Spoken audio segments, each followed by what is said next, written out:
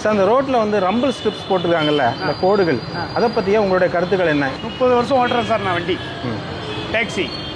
1% கூட அது எண்ணியை பொறுத்தளவு எல்லாருக்கும் அப்படியே எனக்கு தெரியும். எண்ணியை பொறுத்த 1% கூட நன்மையே கிடையாது. எண்ணியை பொறுத்தளவு வண்டி தான் டேமேஜ் ஆகுது. நான் அன்றைக்கெலாம் பார்த்தீங்கன்னா ஒரு எமர்ஜென்சி கேஸ், ஒரு லேடியை ப்ரெக்னென்ட் லேடியை கூட்டு போன ஹாஸ்பிட்டல் சேர்க்க நான் எப்படி போவேன்? டெலிவரிக்கு எமர்ஜென்சியாக இருக்குது. இந்த கோர்ட்டில் நான் எப்படி போவேன் நீங்களே சொல்லுங்கள். ரொம்ப அடிக்குது என்ன தடை? ஆமாம், வேகமாக போயிட முடியுமா? மெதுவாக போனாலுமே தூக்கி போடுது. அண்ணா அண்ணா அண்ணா அண்ணா பார்த்து நான் அதுக்கு மேலே என்ன செய்யும்? ஃபஸ்ட்டு கியரில் 10 ஸ்பீடில் போகுது. நான் அதுக்கு மேலே என்ன செய்யும்? ரொம்ப சிட்டிகளெல்லாம் அது ரொம்ப வேஸ்ட். என்னை பொறுத்தளவு நிறைய இடத்துல போட்டிருக்காங்க. ஆமாம், வண்டி கெட்டு போகுது. அதுக்காண்டி நம்ம ஸ்லோ பண்ணி பிரேக் பண்ண பின்னால் வர வண்டி டமார்னு பின்னால் கொண்டு காட்டிடும். அவங்க பின்னாடி ஸ்பீடாக நம்ம நிப்பாட்டோம்னு அவங்களுக்கு தெரியாதுல்ல.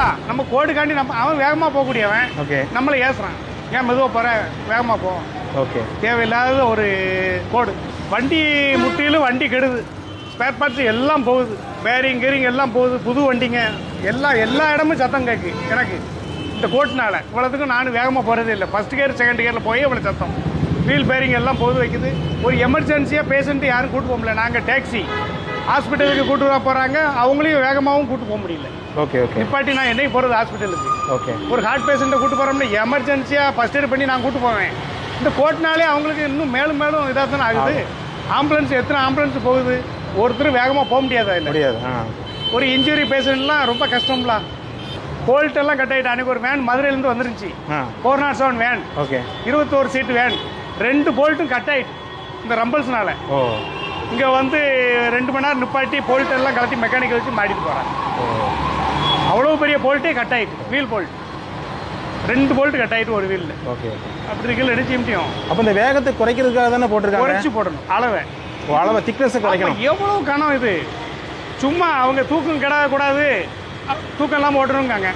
கிர்ன்னு லேசாக போகும். சில ஹைவேலாம் அப்படி இருக்கு. ஆமாம், போதும், அவ்வளோ போதும். கடன்னு இது டமான்னு ஸ்டேரிங்கை விட்டிங்கன்னா வண்டி எங்கேயாவது போயிடும். அப்படி இழுக்குது வண்டியை. நிறைய பேர் ஒரு கையில் ஃபோனை பேசிட்டு ஒரு கையில் ஸ்டேரிங் பிடிங்க. அவங்க நிலமெல்லாம் கஷ்டம். வண்டி இழுத்து எங்கேயாவது கொண்டு விட்டுரும். அதே வேகத்தில் தான் போகிறாங்க. வேகத்தில் குறைக்கவே இல்லை ஹைவேல நிறைய வண்டிகள். அப்போ இது எதுக்குன்னு எனக்கே தெரியல. 100 வண்டி போச்சுன்னா 90 வண்டி வேகம் குறைக்கிறதே இல்லை. ஒரு 10 வண்டி தான் மெதுவாக போகிறோம். எங்களை மாதிரி ஆள் டாக்ஸி நாங்கள் ஓயாமல் ரிப்பேர் பார்த்துட்டு அலைய முடியாது. எங்களுக்கு ஒரு 500 ரூபா கிடைச்சா நாங்கள் வீட்டுக்கு நல்லதுன்னு நினைப்போம். நாங்கள் கொண்டு ஒரு ஷாப்பில் 5000 செலவழிக்க முடியுமா? நாங்கள் மெதுவாக போவோம். அந்த ஓனிஸ் வண்டிலாம் நிப்பாட்டுறதே இல்லை. இந்த கோடு எதுக்குன்னு எனக்கே தெரியல. தேவையற்ற கோடு. 1% கூட நன்மை கிடையாது. அதை வச்சு நன்மணி என்னையை வந்து யாரும் கேட்கட்டும். நான் சொல்லுதேன் எப்படி போகணும்னு நான் கேட்க. அவங்களே வச்சு வண்டி ஓட்டுறேன். வண்டி வம்பா போகுது.